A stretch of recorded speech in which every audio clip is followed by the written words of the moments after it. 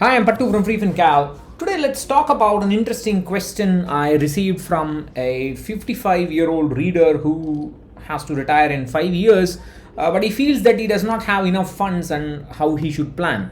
Now, there are several lessons from this story for many of us, but as usual, some people found the wrong message from it, but let's talk about that. So, some time back, I had written a post called. Let me just go to that link. I wrote this post. I am 30 and wish to retire by 50. How should I plan my investments? Now, in this post, I had assumed somebody with a 40,000 rupees expenses, and the corpus turned out to be 8 crores. Now, this person who is 55 years old says, I'm getting a rent from a property worth about 1.8 to 2 crores, only 9,000 rupees a month, but he's getting that rent. He has got some 30-40 lakhs from some investments. He's got 5 years to invest for retirement, but he can invest about 2 lakhs per month in the remaining 5 years.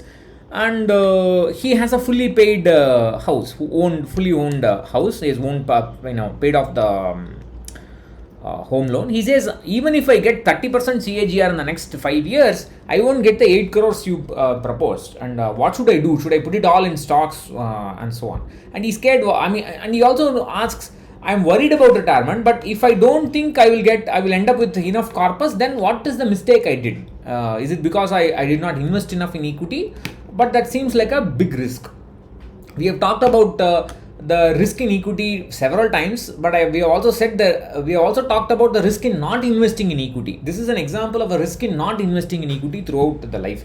But the only saving grace is the person I think is earning reasonably enough and is able to invest 2 lakhs, which means that their expenses may not be, I don't know, there are many inputs not present in the question, but I think their lifestyle is not too extravagant that they are able to manage. So the risk of not investing in equity is higher than the risk of investing in equity, and that is something that young people should understand. And the second problem is that there's a saying called asset rich cash poor.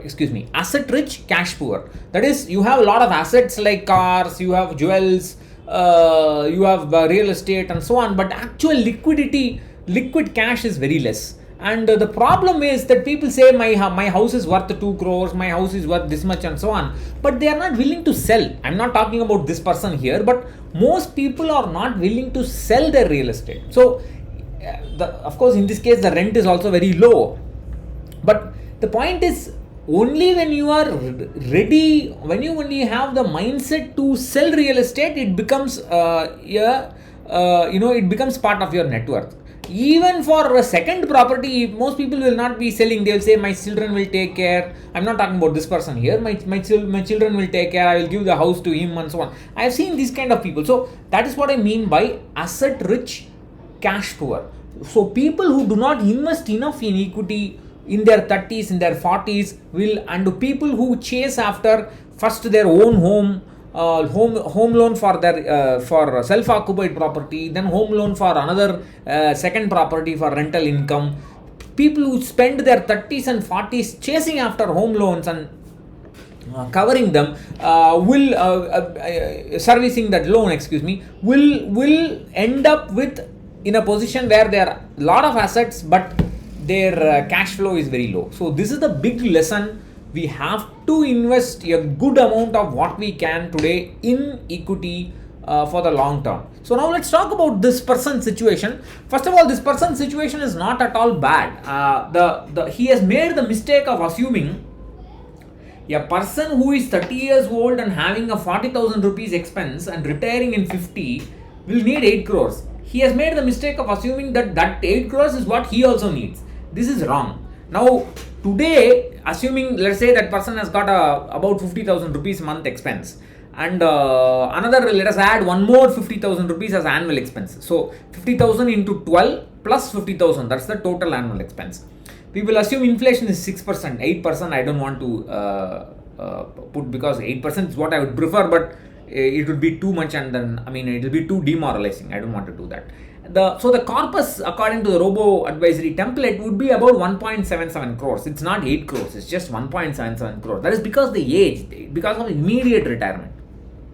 And more importantly, the asset allocation is 80% fixed income and 20% equity. Please do not put all your money into equity or any more than 20%. Maintain this asset allocation. This is all you want. And the total investment, monthly investment to be made is about 2.35 lakhs a month, which is not bad. This includes the EPF deductions. This is not bad considering that the person can invest 2 lakhs a month. Now, many people, they look at that house and they look at this 2 lakhs per month and say, oh, this person is actually doing well and so on. No, this person is not doing well. The person has just become, they've just scraped through, or it's just luck. That's all I would say. So don't look at the 2 lakhs per month and house property. House property, people will say I have one property in that area that is worth 1 crore, 2 crores. When they actually go and put it in the market, they will know how much people will be willing to pay for that property. All the sitting and dreaming I have seen a lot of people do, it doesn't work like that. So the person has actually scraped through. So and if you add that 30-40 lakhs that person has, and if you also add the 9,000 rupees rent that he gets, assuming he doesn't sell the property, then the corpus will come down a little bit. The monthly investment will also come down a little bit. So the first thing I would recommend is, please consult a SEBI registered fee only advisor. I have a list. This list is now about 7 years old now. I have updated it. I mean, this is a new version published 2016, but I've been having this list since 2013 or 14 itself. And I have this list. You can, if you go to FreeFinCal, this list is available in the footer. If you go right down to the footer, page footer, you should be able to see the list of fee only financial advisors. Please click that and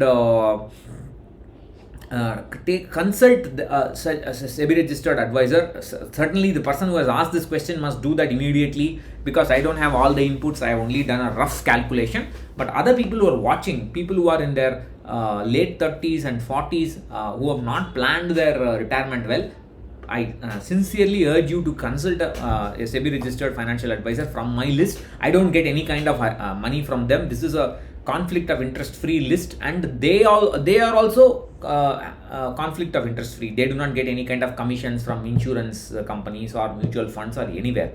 You give them payment, they will do the plan for you, and they will only recommend regular. They will not recommend regular plans. They will only recommend direct plan mutual funds, I mean, and so on. So no commissions of any kind. It's completely conflict of interest free.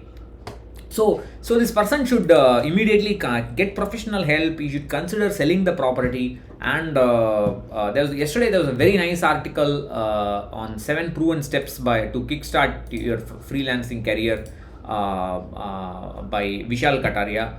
This is a very nice article. You can get started, and if you can start a second innings, you can create freelancing income, then it will make your situation even better. Bye-bye.